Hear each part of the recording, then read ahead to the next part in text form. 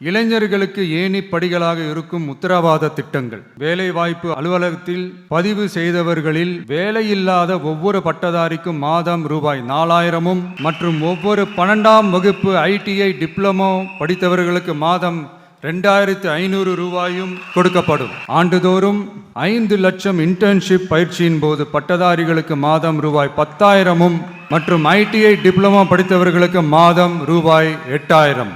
தொழில் முனைவோராக விரும்பும் இளைஞர்களுக்கு ரூபாய் 25 லட்சம் பிணையில்லா தொழில் முனைவோர் கடனுக்கான உத்தரவாதம். முதல்வர் மக்கள் சேவை நண்பன் என்ற திட்டத்தின்படி ஒவ்வொரு குடும்பமும் தங்கள் வீட்டு வாசலிலேயே அரசு திட்டங்களை பெறுவதை உறுதி செய்வதற்காக தமிழகம் முழுவதும் அந்தந்த பகுதிகளில் மாதம் ரூபாய் 18,000 ஊதியத்தில் 5 லட்சம் இளைஞர்களுக்கு வேலை வாய்ப்புகள் உருவாக்கம்.